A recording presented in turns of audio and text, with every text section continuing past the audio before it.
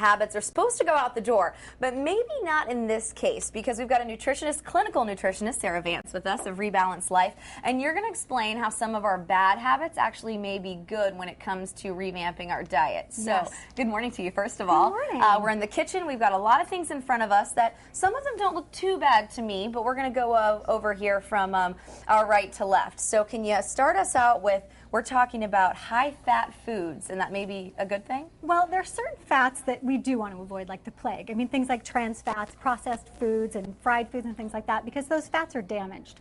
But one of the key things that's really critical that I try to explain, and it's very hard for us to get because that makes us fat is critical for us to lose weight.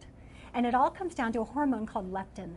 Leptin is the hormone that signals to our brain to tell us that you're full, you're satisfied, you're not hungry anymore. And if we're not getting fat, enough of the right fats, we're not going to have that signal happen, and we're going to have overeating, we're going to have excessive cravings. We can even have food obsessions come from that. Right, in the 90s, all the things that said no fat, non-fat, low fat, all those labels, a little scary for everyone, right? And nowadays, the thing is, there's a whole industry made around this whole wrong, concept that fat makes you fat. So, for example, like low-fat peanut butter, reduced-fat peanut butter. The interesting thing is, it says it on their website, 60% peanuts. Well, what's the other 40%? The other 40% is corn syrup, solids, sugar, and other things. So you're trading in worse. Okay. What I suggest is upgrade to something like this Nutso. This is one of the healthiest things you can get. It's a multi-nut butter that has chia seeds, so it's high in omega-3 fatty acids. Okay. Yeah. And my other favorite fat of all times is coconut oil. I take a spoonful of it every day. So you would just take it, a spoonful? Would you cook things with it, or yes, what would you use? I make a chocolate out of that's with raw cacao. For my cleanse, I'm doing this starting this week. I'm gonna have everybody make coconut oil candy. But they should have a half an hour. If you have coconut oil a half an hour before you eat, you'll eat less. Okay, and then obviously this is an easy one. Avocado, you can buy that.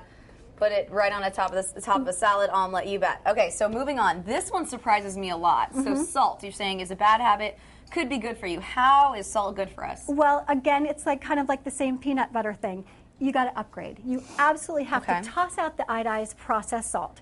There's nothing good about that. And the problem is, so most of the foods that we eat that are salty, like canned soups and fried fatty foods that we find out of fast food restaurants, those are all going to be from chips, processed crackers, iodized salt, right? So when you upgrade to a healthy salt, that has more than 70 trace minerals naturally occurring in it. Oh. And so what you're going to do is you're going to really give your body some minerals that it needs. One of the other things I always tell people to do is soak in bath salts. If you can get something like this. Soak in the bathtub in this? Yeah, because you're absorbing the minerals from the salt through your skin. And this is going to help with weight loss?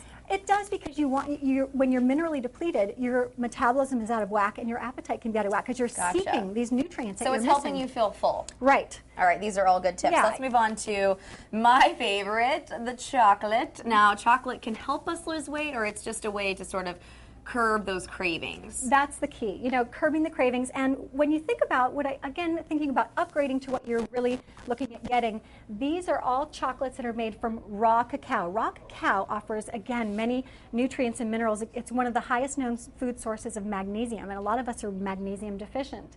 And so if you can get and then, working your way up to the higher cacao amount, like you can even get all the way up to 90%. I was going to say, so this is one that I get, and also it comes with an acai berry one like this. And there's something about this bar. It looks small for someone who's used to eating a whole candy bar, but if you have a square of this, the cacao is so strong that it almost isn't, it's too much to eat the whole bar. And I know people are looking at me like, yeah, right, Heather, okay, I can eat a whole bar of chocolate. But I swear there's something about the cacao that is really satiating, and it helps you out. And you're not going to want the whole bar of chocolate. Believe me, I promise. Okay. It's the absolute key. We've got to move on to, now, this is a big deal. A lot of people who have cholesterol problems, they're told to only eat, 1 or 2 eggs a day, or maybe even are limited per week. But you're saying this could really help us when it comes to weight loss. Well, this can just help us in terms of our weight and balancing our hormones. We need cholesterol to manufacture hormones. We need cholesterol for brain cell function. And so, there's actually a new book that just came out this year called The Great Cholesterol Myth, which is written by Dr. Stephen Sinatra, who's been a practicing heart doctor for over 25 years, and Dr. Johnny Bowden. And basically what it's telling us that cholesterol is not the villain that it's been made out to. But what I do recommend, if you're going to buy eggs, to really pay that extra money to get organic. If you can even upgrade a little bit more to get pasture raised, because those chickens are eating a good diet, they're passing those good nutrients on to us. And really, most of the nutrition is in the yolk, along with the cholesterol. Sounds good. Last but not least, this is the most amazing thing, the coffee.